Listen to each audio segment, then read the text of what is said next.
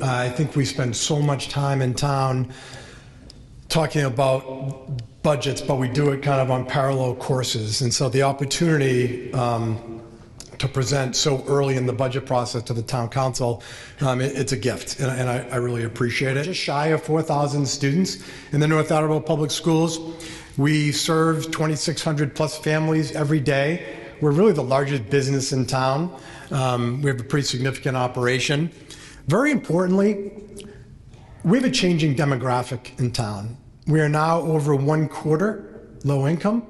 We currently have slightly over 600 full-time equivalent employees. Notably, that's 4 fewer than we had 5 years ago.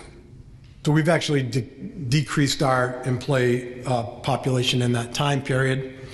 As you all know, we have 9 school and admin facilities. This is not a surprise to anybody, but 640,000 square feet of buildings. We average over 65 years of age. We are well below even the state average in terms of what we spend on our students in North Attleboro. We're 19th from the bottom in the Commonwealth of Massachusetts. So Mr. Borger is correct.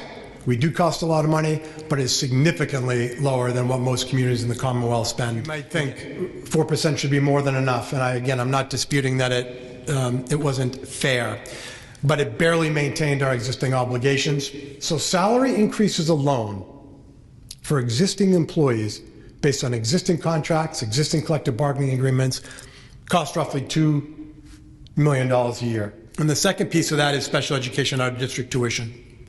Over the last 3 years, and I want to make sure everybody hears this, and we're going to go into detail about this, our special education out of district tuition costs have increased by $1.57 million.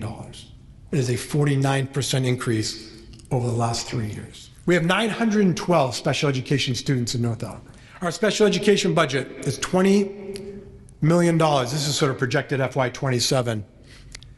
That represents 33.5% of our total cost of operations in the school department. We serve 36 students out of district. The range of cost for those students, it ranges from $70,000 to $472,000. That's for one student. The projected FY27 out of district tuition budget is $4.5 million. And again, I just want to make that point. It is a major cost driver for us, and it's something we take very seriously, but it's something we just have to understand as a community that we have very little discretion over. Current balances, if you looked at a piece of paper today and you looked at our current balances for all of these funds, they do not reflect usable funds for 2 reasons. One is that most school revolving accounts have significant spending restrictions tied to their specific purpose. For example, if we collect parking fees for the high school, for our high school drivers, I can't use those high school parking fee revenue to pay for an English teacher. We will be requesting new positions. We will be trying to take care of long deferred or long underfunded categories of spending. These positions, they're not add-ons, they're really not innovations, they're not pilot programs. They're essential to running a public school in 2026.